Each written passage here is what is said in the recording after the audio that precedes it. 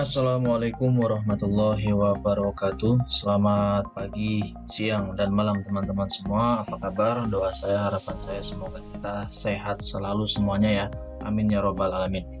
Pada sesi video kali ini saya akan mentutorialkan petunjuk penggunaan aplikasi e-faktur web berbasis web versi 3.0.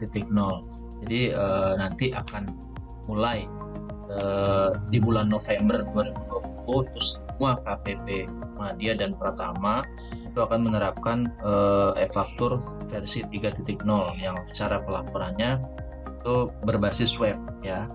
Kurang lebih sama sih ya, hanya saja sebelumnya kan berbasis desktop, kalau yang sekarang itu berbasis web.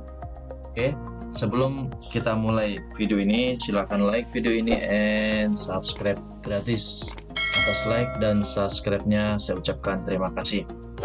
Oke, petunjuk penggunaan aplikasi e-faktur web-based. Menu pelaporan SPT masa PPN dan petunjuk pelaporan SPT masa PPN. Jadi nanti di basis di web ini hanya ada dua menu, yaitu pelaporan dan petunjuk pelaporan. Oke, next. Aplikasi yang digunakan untuk melaporkan SPT masa PPN untuk pengguna aplikasi e-faktur desktop akan mendapatkan menu profil PKV dan administrasi SPT. Dua ini menunya yang ada di web. Aplikasi ini dapat diakses pada alamat http web e-fakturpajak.go.id. Untuk mengakses aplikasi ini, gunakanlah browser yang sudah terinstall dengan sertifikat elektronik yang Anda miliki, seperti pada saat mengakses e-fakturpajak.go.id pada saat melakukan permohonan nomor seri faktur pajak. Sudah saya coba di sini ya, masuk ke web. Nah, ini jadi halamannya adalah web e-fakturpajak.go.id.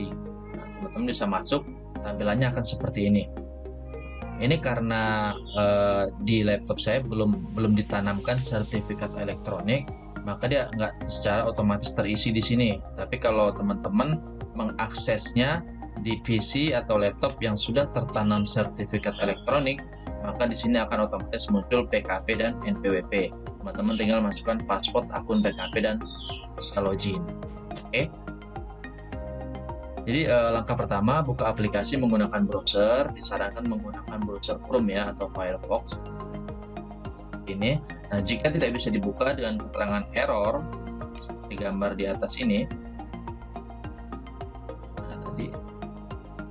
ini error secure connection failed, artinya browser belum terinstall dengan sertifikat elektronik. Nih, jika belum terinstall dia akan seperti ini ya tampilannya. Lalu langkah kedua, buka menu X option dan cari dengan kata kunci sertifikat, kemudian klik view sertifikat. Ini adalah langkah ketika teman-teman PC-nya atau laptopnya belum terinstall sertifikat elektronik. Jadi disarankan ketika teman-teman mau membuka aplikasi e-faktur berbasis web ini, teman-teman harus menggunakan PC yang sudah terinstall sertifikat elektronik. Ini singkat untuk menanamkan sertifikat ya, sama seperti sebelum teman-teman belum punya sertifikat elektronik dan menanamkan sertifikat elektronik tersebut di PC teman-teman masing-masing. Caranya seperti ini ya, masuk ke buka menu option dan cari dengan kata kunci sertifikat nih ya. Kemudian klik view sertifikat. Setelah muncul daftar sertifikat yang ada di browser, klik import. Klik import dan pilih sertifikat elektronik Anda dan masukkan passphrase ya. Oke, setelah itu kemudian tutup dan buka kembali browser Anda. Jika instalasi sertifikat elektronik sudah berhasil, maka pada saat Anda mengakses aplikasi e-faktur web, NPWP dan nama akan langsung ditampilkan pada aplikasi. Nih, seperti ini. Ada NPWP-nya, ada namanya, tinggal masukkan password akun. Kalau seperti punya saya buka belum ada, karena belum saya tanamkan sertifikat elektroniknya. Pada saat Anda mengakses aplikasi ini, selanjutnya tidak akan diminta lagi untuk menginstal sertifikat elektronik. Jadi menginstal yang seperti di atasnya tadi, ini hanya dilakukan satu kali seumur. Oke. 2 tahun karena expire 2 tahun ya, jadi 2 tahun sekali lah. Pada saat Anda mengakses aplikasi ini, oke lewat. Karena jika sudah berhasil, sertifikat elektronik masih tetap tersimpan dalam browser selama tidak dihapus dari browser. Kelima, masukkan password akun PKP yang digunakan untuk login pada aplikasi e-faktur pajak.go.id. Ingat ya, passwordnya adalah password akun PKP.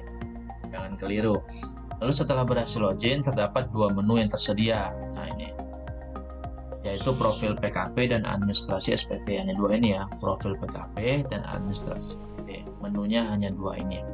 Selamat datang di aplikasi e-faktur. Rilis e-faktur 2.0 itu bulan 2 2020. Nanti akan rilis e-faktur 3.0 ya di bulan November. Sebenarnya untuk aplikasinya sendiri itu sudah ada di web. Web itu udah ada untuk downloadnya ya. Nih, aplikasi versi 3.0 sudah ada patch-nya. Akan tetapi saya sendiri juga belum menginstalnya karena belum ada arahan dari DJP terkait, belum ada simulasi caranya. Jadi saya sendiri belum install ini. Akan tetapi patch-nya sudah ada sih di sini. Saya belum mencoba, nanti ketika saya sudah mencoba akan saya sharing ke teman-teman semua ya. Oke, setelah itu menu ini digunakan untuk membuat SPT di masa Anda telah memperoleh akses menggunakan aplikasi e-faktur web. Sebagai contoh, jika Anda diberikan akses pada mulai masa pelaporan Januari 2020, berarti Anda dapat membuat SPT masa Januari 2020 dan seterusnya. Apabila ingin membuat SPT masa Desember, ke bawah gunakan aplikasi e-faktur desktop. Jadi ya, untuk e-faktur web ini tergantung teman-teman mulai diberikan akses itu tahun bulan berapa. Mungkin nanti dari Januari 2021 teman-teman baru diberikan akses ini, maka teman-teman wajib menggunakan akses ini di Januari 2021 dan mungkin akan melakukan pembetulan yang sebelumnya di Desember 2020. Teman-teman masih harus menggunakan yang versi desktop. Kalau udah diwajibkan seperti ini, harus menggunakan yang berbasis web ya. Buka menu administrasi SPT ini dan pilih submenu monitoring SPT. Di menu ini akan ditampilkan daftar SPT yang sudah berhasil dilaporkan dan yang dalam proses. Ini adalah tampilannya ya. Tampilannya, lalu actionnya ada di sini. Untuk membuat SPT yang akan dilaporkan, klik tombol posting. Ya, ini ada tombol posting. Dan akan muncul dialog box yang berisi masa pelaporan, masa pajak dan tahun pajak yang akan dibuat, dan pembetulan ke SPT pembetulan berapa yang akan dibuat. Ya, kemudian klik submit, hasil posting akan muncul di daftar SPT. Setelah SPT berhasil diposting, akan muncul keterangan sukses posting dan terdapat 3 tombol pada kolom action. Ini ya, kolom action. Buka untuk mengisi SPT, lapor untuk melaporkan SPT yang telah diisi, dan posting ulang untuk menghitung ulang dokumen-dokumen pembentuk SPT. Ini ya, di action ini ada menunya, ada 3 menu: buka, lapor, dan posting. Oke, next, klik tombol buka yang di atas tadi ya, tombol ini, buka. Kemudian klik lampiran detail. Kemudian pilih lampiran A1, A2, B1, B2, dan B3 dan klik tombol tampilkan. Aplikasi akan menampilkan detail pada masing-masing lampiran. Ini untuk memastikan kembali apakah dokumen-dokumen pada lampiran sudah sesuai atau belum. Buat cross check ya. Lampiran terisi otomatis sesuai dokumen-dokumen yang sudah diunggah pada aplikasi e-faktur desktop di versi 3.0. Jika dokumen-dokumen belum sesuai, silakan tekan tombol tutup pada bagian kanan atas, nih, tutup, dan tekan tombol posting ulang pada baris SPT yang sedang dibuat, dan tekan tombol buka untuk melihat hasil posting ulang.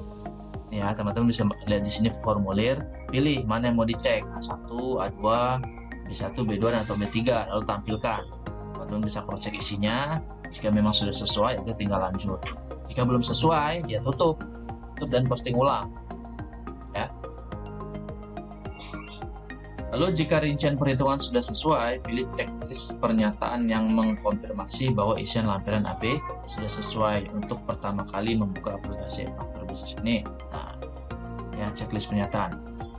Untuk pertama kali membuka aplikasi e-faktur web basis ini, Anda akan diminta untuk mengunggah sertifikat elektronik Anda. Pilihlah file P12 sertifikat elektronik Anda dan masukkan passphrase. Masukkan passphrase-nya. Jika Anda berhasil, akan muncul notifikasi submit SPT laporan AB berhasil. Ya, masukkan passphrase-nya, file sertifikat, lalu submit. Oke. Bagaimana tadi?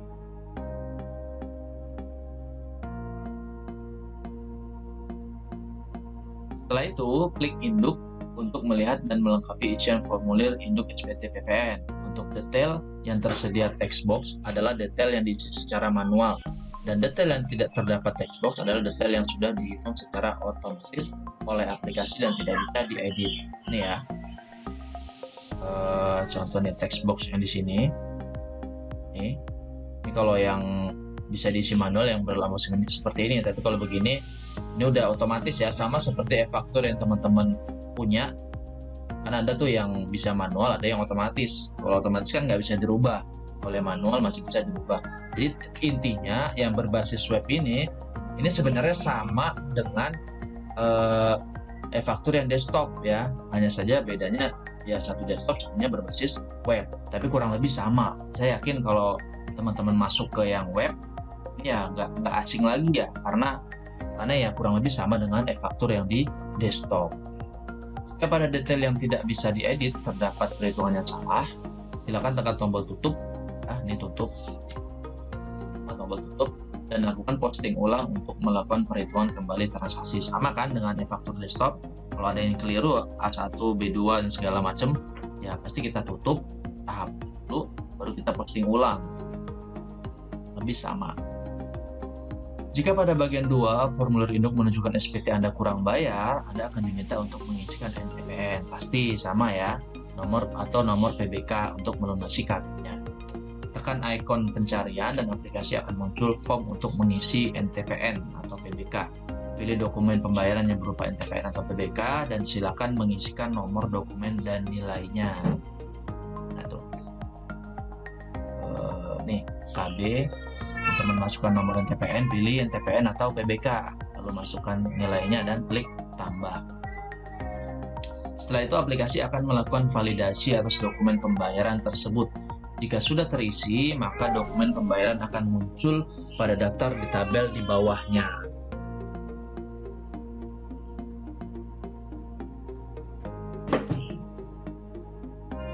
Kemudian klik tombol gunakan pada kolom action. SPT tidak akan bisa disubmit jika nilai pada bukti pembayaran masih KB. Pasti ya, sama. Masih KB itu pasti nggak bisa submit sebelum kita melunasi pembayarannya terlebih dahulu. Oke. Nah, ini yang terakhir. Jika semua sudah sesuai, pilih checklist pernyataan yang menyatakan bahwa SPT sudah diisi dengan benar, jelas, lengkap, dan tidak bersyarat.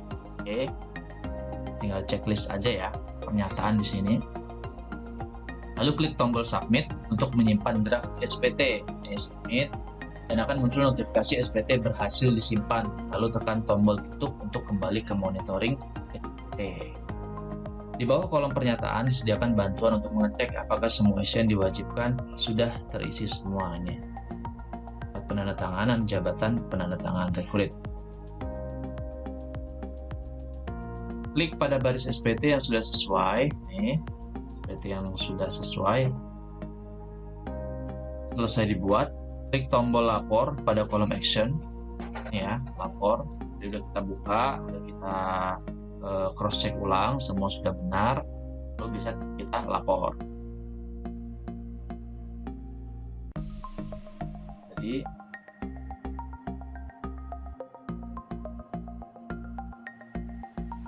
dan tunggu beberapa saat sampai aplikasi selesai memproses pelaporan SPT. Jika proses pelaporan berhasil, maka isi kolom action ini akan berubah menjadi berisi tombol cetak NTTE untuk melihat bukti penerimaan elektronik atau BPE ya, bukti penerimaan elektronik sama, dan cetak SPT untuk mengunduh SPT masa PPN formulir induk dan lampiran AB. Ya, ketika kita sudah klik lapor, maka tampilannya akan seperti ini, sukses lapor. Bisa cetak BPE-nya, bisa juga cetak SPT-nya, seperti ini. Sama ya tampilannya ya. Nah, oke. Kurang lebih sama ya, sama seperti di e-faktur desktop. Dan kalau tampilan yang ini sama seperti di tampilan di DJP online. Ya, hanya saja bedanya nanti kalau sudah diaktifkan ini, kita wajib melaporkannya lewat faktur berbasis web. Lagi lapor di DJP online. Ini belum ada ininya ya, belum ada arahan kapan akan mulai diaktifkan e-faktur berbasis web. Kalau e-faktur versi 3.0 itu masih floating sih ya, cuman kabarnya akan mulai semua PKP, semua KPP Madya dan Pratama akan mengaktifkan e-faktur versi 3.0 di bulan November 2020. Mungkin otomatis kalau e-faktur versi 3.0 mulai diaktifkan di November, ya kemungkinan aplikasi yang e-faktur berbasis web ini juga diaktifkan di November. Nanti ketika e-faktur versi 3.0 sudah rilis, sudah ada arahan untuk menginstalnya, saya akan tutorialkan di sini cara menginstal e-faktur versi 3.0. Oke, sekian yang dapat saya sampaikan ya, panduan untuk petunjuk penggunaan aplikasi e-faktur berbasis web. Semoga ini bermanfaat kepada teman-teman semua. Silahkan share ke teman-teman yang membutuhkan. Dari tadi ketika ada kata-kata yang salah, saya mohon maaf. Akhir kata, Assalamualaikum warahmatullahi wabarakatuh.